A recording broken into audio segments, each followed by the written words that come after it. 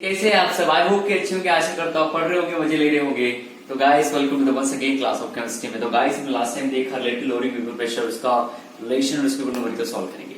तो गाइस हमने section number 1 start किया, हम पढ़ रहे क्वालिटेटिव प्रॉपर्टी। सेक्शन नंबर 2 उसमें हमने पढ़ा रिलेटिव लोअरिंग वेपर प्रेशर, उसमें 4 qualitative property. Number 1 relative lowering vapour pressure, elevation boiling point, osmotic pressure and depression freezing point. तो रिलेटिव लोअरिंग वेपर प्रेशर हमने डन कर लिया, बट उसका एक छोटा सा सिनेरियो रह गया। तो गाइस हमने लास्ट टाइम देखा था जब हमने number 1 relative lowering vapour pressure में हमने सबसे पहले वेपर प्रेशर क्या होता है, लोअरिंग वेपर प्रेशर और then relative lowering vapour pressure. जब लोअरिंग वेपर प्रेशर पढ़ रहे थे, वेपर प्रेशर पढ़ रहे थे, तो राउल्ट्स लॉ पढ़ा हमने। क्या बोला राउल्ट्स लॉ क्या बोलता है, आपको पता है थोड़ा सा राउल्ट्स लॉ के बारे में। उन्होंने क्या, अगर आपके पास दो component, one is a solute that is volatile, ठीक है, सेकंड इज अ सॉल्वेंट, ये भी क्या वोलाटाइल, दोनों को मिक्स कर दिया तो आपको क्या मिल गया, वोलाटाइल सॉल्यूशन। तो जब ये इवोपरेट होगा, ये भी इवोपरेट होगा, तो जब ये सॉल्यूशन फॉर्म में रहेंगे, कंपोनेंट दोनों मिक्सचर फॉर्म में रहेंगे, तो ए और बी दोनों इवोपरेट होंगे। तो ए और बी दोनों इवोपरेट होंगे, तो ये कितना वेपर प्रेशर एक्सर्ट करेगा, ये कितना एक्सर्ट करेगा, उसको हमने निकाला। P total is calculated by P total is equal to P naught A X A plus P naught B X B, इस टाइप से। तो ये हमारा राउल्ट्स लॉ का क्या हो गया, मैथमेटिकल डेरिवेशन। इसके ऊपर हमने ग्राफ बनाया, और ग्राफ बनाने का देखा हमने यहाँ पे, सपोज करो एक्स इज इक्वल टू 0, तो x इज इक्वल टू क्या हो जाएगा 1, तो इसका प्रेशर कितना रहेगा, यहाँ पे हमने देखा सिंपल सा दैट इज पी नॉट ए। फिर हमने बोला कि यहाँ पे सपोज करो number of moles of second component is 0, starting number of moles 0, तो उसका हमने ये ड्रॉ किया था, पता है ना, vapour pressure is equal to versus mole fraction, ये हमने लिया है, इस टाइप से हमने निकाला है। जितने ज्यादा number of moles of solute और सॉलिड रहेगी इन वेपर फेस, उसका प्रेशर उतना ज्यादा रहेगा। तो स्टार्टिंग में सपोज करो कि आपके मोल फ्रैक्शन बी ये कम है, ओके, फिर ये मोल फ्रैक्शन ऑफ बी बढ़ गए, तो जैसे जैसे ये मोल फ्रैक्शन बढ़ेगी, number of moles of B component बढ़ेगा, तो वेपर प्रेशर क्या बढ़ेगा, बढ़ जाएगा पी नॉट बी।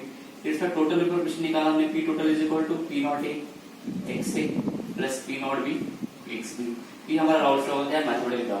तो राउल्ट्स लॉ ने इसको स्टडी किया, राउल्ट्स लॉ ने स्टडी करते वक्त क्या किया, दो सोल्यूशन को डिवाइड कर दिया। एक सोल्यूशन जो राउल्ट्स लॉ को फॉलो करेगा, और एक सोल्यूशन राउल्ट्स लॉ को फॉलो नहीं करेगा। तो आज हमें वही दो सोल्यूशन पढ़ना है, कौन राउल्ट्स लॉ को फॉलो करता है और कौन से ऐसे सोल्यूशन जो राउल्ट्स लॉ को नहीं फॉलो करते, उसके हिसाब से देखना है। तो आज ये हेडिंग है ideal solution and non ideal solution. Solution क्या होता है, और सेकंड सॉल्यूशन रहेगा हमारा number 2 that is called non ideal solution. तो ये दोनों के बारे में हम डिस्कस करने वाले हैं। तो आज हम पढ़ेंगे आइडियल सॉल्यूशन और नेक्स्ट वीडियो में हम पढ़ेंगे नॉन आइडियल सॉल्यूशन। तो लिखिए heading ideal solution, Raoult's law, sorry लिखिए heading ideal solution. Ideal solution यानी क्या, ऐसे solution which follow Raoult's law over entire range of concentration। जो सॉल्यूशन उसका कॉन्सेंट्रेशन कुछ भी हो, वो हमेशा हर बार जब भी आप उसका वेपर प्रेशर निकालोगे, जैसे आपने राउल्ट्स लॉ का यूज करके ये थ्योरेटिकली वेपर प्रेशर निकाला by using P naught A X A P naught B X B, ये आपने वेपर प्रेशर निकाला थ्योरेटिकली पेपर पे।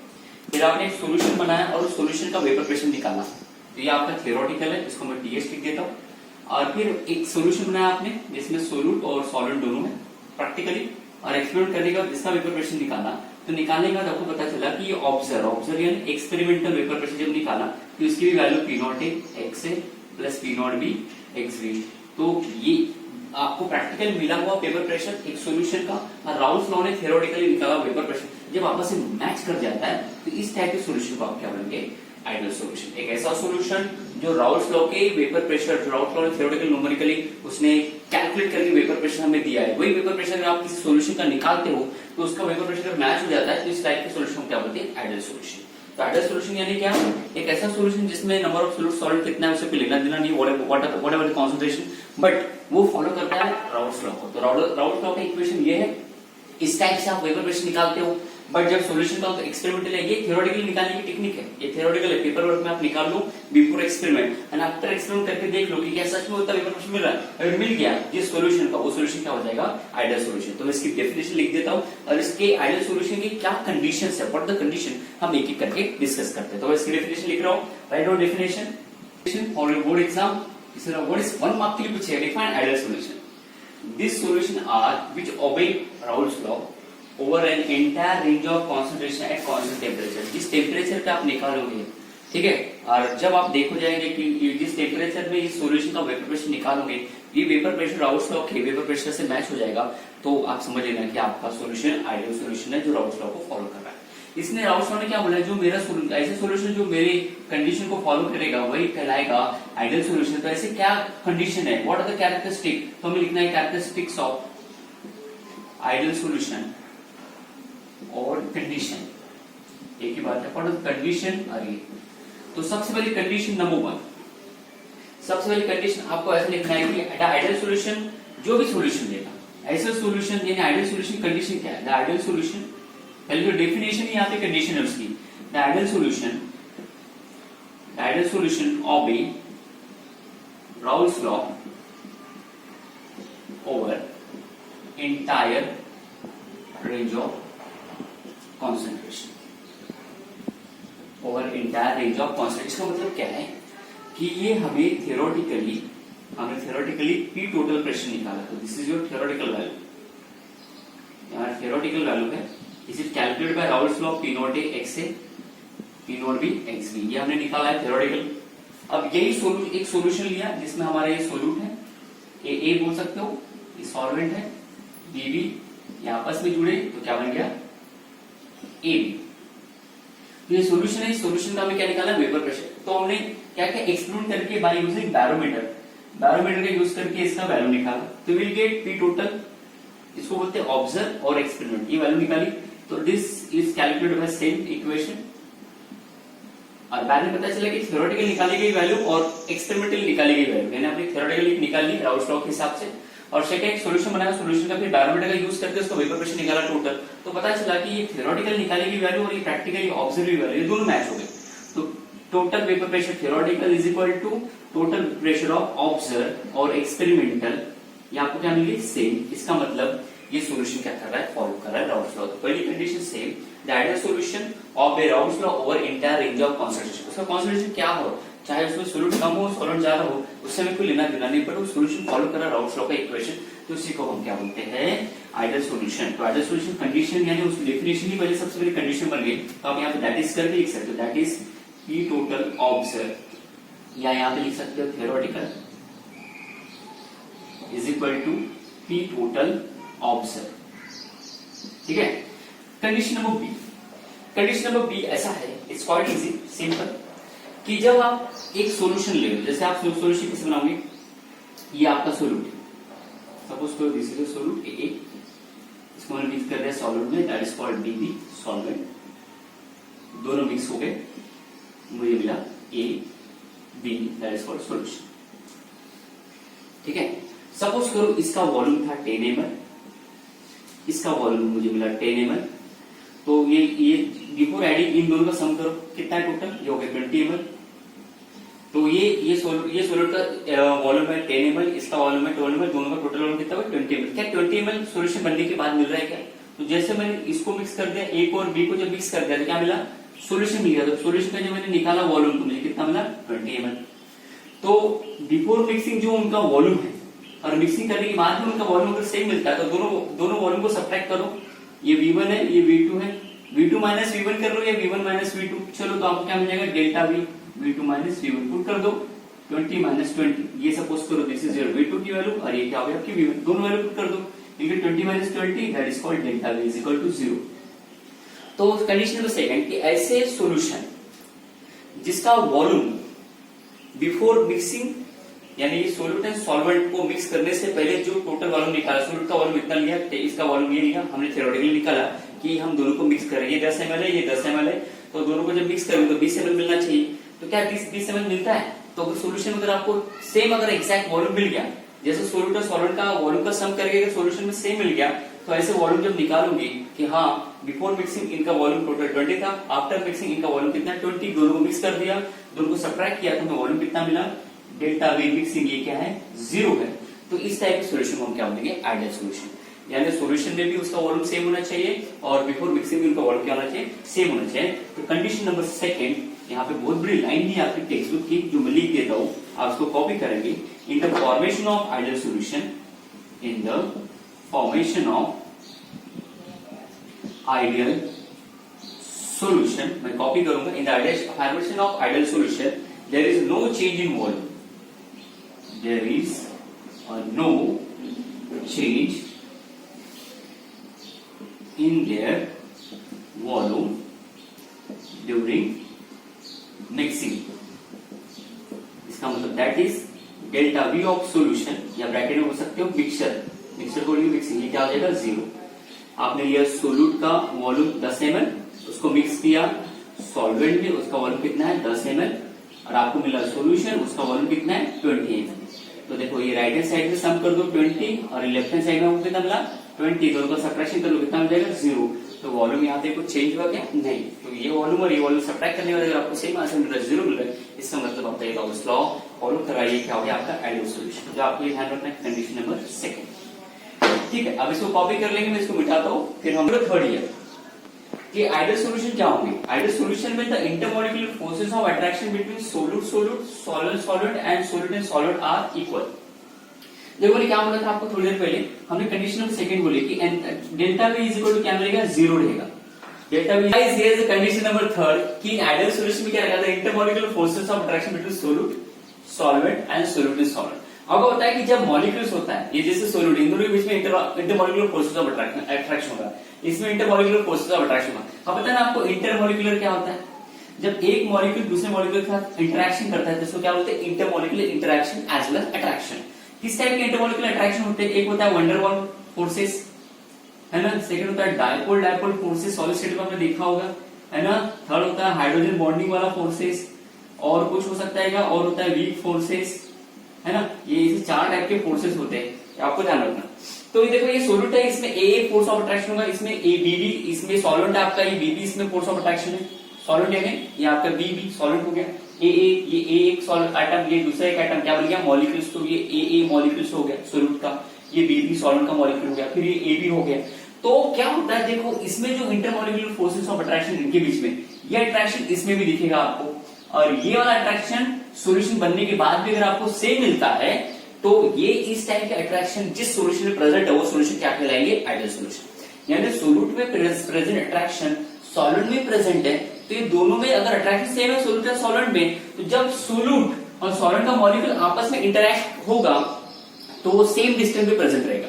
जब भी किसी भी दो डिफरेंट मॉलिक्यूल में अगर सेम फोर्सेस होते रहे, same forces of attraction present होते, तो ना वो एक दूसरे को टाइटली खींचते अपनी तरफ, ना टाइटली एक दूसरे को रिपेल करते, वो सेम डिस्टेंस पे आके क्या हो जाते हैं, सेटल हो जाते हैं। तो देखो इन दोनों के बीच में जितना डिस्टेंस होगा सेम इन दोनों के बीच में होगा, और जब दोनों आइटम आपस में जुड़ेंगे तो इन दोनों के बीच में भी डिस्टेंस क्या होगा, सेम, बिकॉज इनमें क्या है, intermolecular forces of attraction same है। तो जिस सॉल्यूशन में इस टाइप का intermolecular forces of attraction same मिला, क्यों मिलेगा सेम, बिकॉज सोल्यूट में जो फोर्स ऑफ अट्रैक्शन है वही सॉल्वेंट में प्रेजेंट रहेगा, उसी कारण सोल्यूट में सॉल्वेंट में क्या रहेगा, इंटरमॉलिक्यूलर फोर्स ऑफ अट्रैक्शन क्या रहेगा, सेम। तो A attraction is equal to B B attraction is equal to A B attraction. अब ये अट्रैक्शन होने के कारण क्या हो गया, जितना आपने वॉल्यूम लिया है ए का 10 ml आपने लिया है ए सोल्यूट, 10 ml लिया आपने सॉल्वेंट, तो ये दोनों का क्या है, वॉल्यूम सेम हो गया, बिकॉज इनमें क्या है, intermolecular forces of attraction same है, आपने वॉल्यूम क्या लिया सेम। तो जब मिक्स किया तो ये वॉल्यूम आपको क्या मिला 20 ml, 10 ml इसका मिला, 10 ml इसका मिला, बिकॉज जब आपस में जुड़े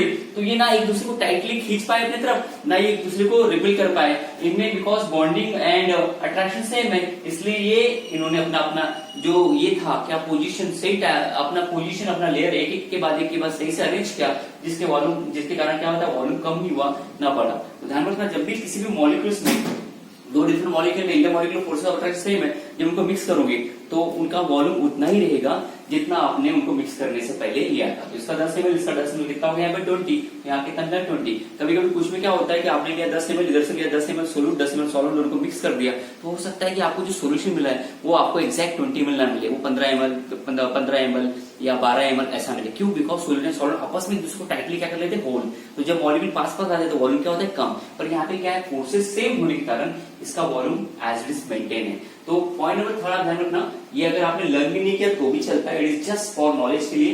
क्या ऐसे आइडियल सॉल्यूशन जिसमें सोल्यूट एंड सॉल्वेंट में इंटरेक्शन जो फोर्सेस प्रेजेंट है वही सॉल्यूशन में सेम प्रेजेंट है, तो इसको हम बोलेंगे ये वाला। तो आप इसमें ध्यान रखना, ये आपका पॉइंट नंबर 3 है, आप इसको कॉपी कर लेंगे, ठीक है। इसके बाद मैं लास्ट पॉइंट निकाल रहा हूँ आखिरी, जब आइडियल सॉल्यूशन बनेगा कैसे बनेगा, सोल्यूट और सॉल्वेंट को मिक्स करने के बाद।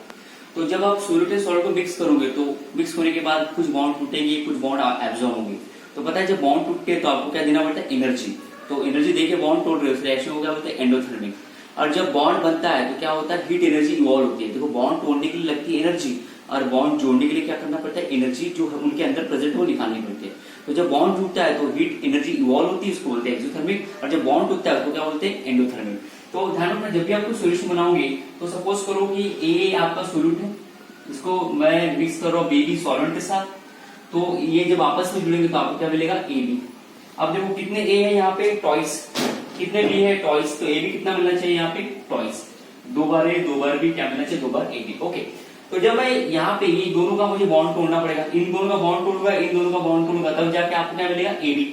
तो जब मैं इनको बॉन्ड तोड़ूंगा तो सपोज करो इसको मैंने दिया 5 किलो जूल ऑफ एनर्जी, इसको हीट देना पड़ेगा, है ना, ये हीट एब्सॉर्ब करेगा, यानी एंडोथर्मिक रिएक्शन करेगा।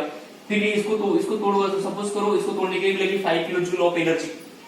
तो मैंने टोटल एनर्जी कितनी दी, दूर के बॉन्ड तोड़ने के लिए 10 किलो जूल, इतनी एनर्जी दी। तो इसका H1 कितना हो गया, 10 किलो जूल। H1 यानी हीट एनर्जी कितनी दी, H का मतलब हीट एनर्जी होता है, ठीक है ना। फिर जितनी एनर्जी इन दोनों को लगी तोड़ने के लिए, यानी उन्होंने एब्सॉर्ब कर ली इतनी एनर्जी बॉम्ब तोड़ने के लिए, क्या उतनी एनर्जी यहां से बाहर निकलेगी क्या, जब ये आपस में जुड़ेंगे। कीप इन माइंड, बॉन्ड तोड़ने के लिए एनर्जी लगती है, बॉन्ड तोड़ने के लिए एनर्जी वो खुद ही बाहर इवॉल्व करते हैं। तो जब ये यहाँ पे सपोज करो कि ये बॉन्ड यहाँ पे कितने ए बी है, दैट इज 2 ए बी है, तो सपोज करो एक ए बी जब आपस में जुड़ते हैं तो इतने kilo joule of energy liberate करते हैं। तो ये कितने मॉलिक्यूल्स हो गए, 2, तो इसको कितने से मल्टीप्लाई करना पड़ेगा, 2 से, कितना आएगा, 10 किलो जूल आ गया इतना। तो देखो जितनी बॉन्ड एनर्जी तोड़ने के लिए लगी उतनी बॉन्ड एनर्जी क्या हो रही है, इवॉल्व हो रही है आफ्टर फॉर्मेशन। तो इन दोनों का डिफर निकालो, ये H2 हो गया, H2 यानी हीट एनर्जी ड्यूरिंग इवॉल्व, जब बॉन्ड फॉर्मेशन हो रहा है। H1 heat energy absorb during bond formation, तो H2 माइनस H1 लिख लो, 10 माइनस 10 कितना हो जाएगा, 0। H2 माइनस H1 यानी डेल्टा H का मतलब कितनी हीट एनर्जी इवॉल्व हुई और एब्सॉर्ब हुई, कितनी निकली, 0। तो यहाँ पे heat energy delta H is equal to कितना हो गया, 0। तो इन्होंने ये लिखा है, in the formation of ideal solution heat is neither evolve nor absorb, that is delta H, that is enthalpy यानी डेल्टा H। एंथैल्पी का मतलब होता है टोटल एनर्जी कितनी लगी बॉन्ड तोड़ने के लिए और बॉन्ड जोड़ने के लिए, ये ऐसा निकाला जाता है इस टाइप से, डेल्टा H। तो कितनी आपने जब एनर्जी आइडियल सॉल्यूशन बनाया, जब मिक्स किया सोल्यूट और सॉल्वेंट को, तो सोल्यूट के बॉन्ड टूटे होंगे, सॉल्वेंट के बॉन्ड टूटे होंगे, फिर सोल्यूट और सॉल्वेंट आपस में जुड़े होंगे, तो इनमें एनर्जी कितनी लगी, क्या वो एक्जैक्टली 0, अगर 0 हो गया इसका मतलब ना उसमें से हीट इवॉल्व हुई ना हीट क्या हो गई, एब्सॉर्ब हो गई, टोटल एनर्जी क्या हो गई वहां पे, 0 हो गई। तो इस टाइप के सॉल्यूशन क्या बोलेंगे, आइडियल सॉल्यूशन। तो तीसरी लाइन बहुत प्यारी है, in the formation of ideal solution heat is neither evolve nor absorb and enthalpy of mixing यानी सोल्यूट एंड सॉल्वेंट को मिक्स करने के बाद जब टोटल आपने निकाला, काउंट किया, तो कितना मिला, 0, दैट इज कॉल्ड एंथैल्पी यानी total heat energy of mixing is क्या हो गया, 0। ये आपका ये हो गया। तो ये आपके टोटल कितने बॉन्ड है, 4, और 4 बॉन्ड करने के बाद में एक इसका डायग्राम है, आपको पता है राउल्ट ने जो डायग्राम बनाया था वही डायग्राम सेम आइडियल सॉल्यूशन में रहेगा। तो थोड़ा सा ज्यादा स्पॉटिकल नजर आ रहा होगा, रीड कर देता हूं point number 4। In the formation of ideal solution heat is neither evolve nor absorb and enthalpy bracket में लिखना delta H of mixing is 0, that is delta H mixing is equal to 0, ठीक है ना। अब इसके बाद ग्राफिकल रिप्रेजेंटेशन यहाँ पे लिख लूंगी, थोड़ा सा कहीं आपको पता चलेगा कि अभी थोड़ा सा यहाँ पे लाइट का इशू है, तो ये थोड़ा सा कुछ पार्ट पर कुछ ज्यादा इफेक्ट दिख रहा होगा, लाइट स्पॉटेबल ज्यादा लग रहा होगा, तो आप उसको आराम से स्लोली, मैंने रीड भी किया है, आप उससे कॉपी कर लेना। अब देखो राउल्ट ने ग्राफ बनाया, इस ग्राफ में बना हुआ है, दैट इज कॉल्ड, ग्राफ बना हुआ है मोल फ्रैक्शन। मोल फ्रैक्शन क्या होता है, कॉन्सेंट्रेशन, और वर्सेस वेपर प्रेशर। तो वाई एक्सिस पे वेपर प्रेशर है, वेपर प्रेशर जैसे जैसे बढ़ेगा, कब, जब मोल फ्रैक्शन बढ़ेगा। सपोज करो स्टार्टिंग में कंपोनेंट x से का 0 है, तो उसका वेपर प्रेशर क्या रहेगा, 0। जैसे उसका number of moles of component A in vapour phase बढ़ते जाएगा, तो वैसे से उसका प्रेशर क्या होता है, बढ़ते जाता है। यहाँ पे उसको बोलते P0 प्योर फॉर्म में प्रेशर। सपोज करो कंपोनेंट B का वेपर स्टार्टिंग में 0, तो उसका वेपर प्रेशर क्या रहेगा, 0। और जब उसके कंपोनेंट जैसे वेपर्स में आएंगे, है ना, ये इसमें this is molecules of B, और जब भी वेपर्स फॉर्म में आएंगे तो मोल्स ऑफ बी बढ़ते जाएंगे, 1 हो गए, तो ये ज्यादा प्रेशर एक्सर्ट करेंगे, तो इसका वेपर प्रेशर क्या होगा, ज्यादा। तो अब यहाँ से ऐसा कर देना, और ये हो गया आपका वेपर प्रेशर ऑफ बी। देखो जोड़ दो, ये इस टाइप से मिलेगी आपको एक लाइन, ये मिलेगा P total, that is called P0A XA plus P0B XB। तो ये राउल्स लॉ का है कि राउल्स लॉ ने बोला कि ये ग्राफ मेरे सॉल्यूशन का है। थियोरेटिकली जब भी कोई सॉल्यूशन का टोटल इवैपोरेशन निकालोगे तो ये ऐसा मिलेगा, ग्राफिकल रिप्रेजेंटेशन। मैथमेटिकली हम इसको ऐसे ग्राफ से रिप्रेजेंट करते हैं। तो ऐसे सॉल्यूशन जिनका ग्राफ इस टाइप से मैच हो जाएगा वो सॉल्यूशन क्या कहलाएगा, राउल्स लॉ। ठीक है ना। अब ऐसे कौन से सॉल्यूशन है, प्रैक्टिकली ऐसे सॉल्यूशन ध्यान रखना बेटा मिलना इम्पॉसिबल है, पर अगर आप कोई दो सॉल्यूट सॉलिड को मिक्स कर दोगे और उसमें बहुत डाइल्यूशन कर दोगे तब जाके पॉसिबिलिटी है। तो हम तो भी लर्न करेंगे, कुछ टेक्स्ट बुक में डायरेक्टली एग्जांपल देता हूं, एग्जांपल लर्न करेंगे। पहले स्टार्ट करेंगे हाइड्रोकार्बन से। हाइड्रोकार्बन सबसे स्टार्ट करेंगे बेंजीन। बेंजीन का फार्मूला C6H6, ये है बेंजीन। सेकंड इसमें हम इसको जोड़ेंगे टूलिन से। आई होप कि ये आपको विजिबल होगा। टूलिन का फार्मूला लाइक है। तो हाइड्रोकार्बन में ध्यान रखना, एक रहेगा आपका सोल्यूट, दूसरा क्या रहेगा, सॉल्वेंट। आप कैसे आइडेंटिफाई करते हो सोल्यूट एंड सॉल्वेंट, जो लेस अमाउंट में वो सोल्यूट है, जो ज्यादा अमाउंट में वो क्या हो गया आपका सॉल्वेंट। तो कीप इन माइंड ये बेंजीन है आपका, इसका फार्मूला ये, और ये टूलिन है। हाइड्रोकार्बन में ध्यान रखना, एक कंपाउंड ये दूसरे कंपाउंड से मॉलिक्यूलर वेट में या कार्बन की चेन में थोड़ा कम रहेगा। तो देखो इसमें कार्बन 6, इसमें कितने कार्बन है, 7। तो ये दोनों एक दूसरे क्या हो गया आपस में क्या बनाएगा, ideal solution. Example number 1, second number 2 आप अल्कोहल ले सकते हो। एक लिया मैंने इथेनॉल, तो सॉरी मिथेनॉल, दूसरा क्या लूंगा मैं, इथेनॉल। तो देखो ये हाइड्रोकार्बन्स वाले हैं कंपाउंड्स, इनका नेचर क्या है, सेम। इन दोनों का नेचर क्या है, सेम नेचर वाला एग्जांपल ले सकते हो, सेम नेचर। और कार्बन की चेन जो रहेगी, chain of carbon is differ, एक कार्बन से वो डिफर रहेंगे। देखो ये एक दूसरे से एक कार्बन में डिफर है, ये एक दूसरे से कार्बन में डिफर है, बाकी फंक्शन ग्रुप सेम है। इसके अलावा अगर आप लेना चाहते हो तो फॉर एग्जांपल आप ले सकते हो थर्ड एन हेक्सेन। हेक्सेन में कितने कार्बन होते हैं, 6, और इसको जोड़ देना एन हेप्टेन से, एन हेप्टेन, इसमें कितने होते कार्बन, 7। तो अगर आपको ऐसे कम ज्यादा कार्बन का कॉम्बिनेशन समझ दिखा तो समझ लेना कि क्या है, आइडियल सॉल्यूशन के एग्जांपल्स है।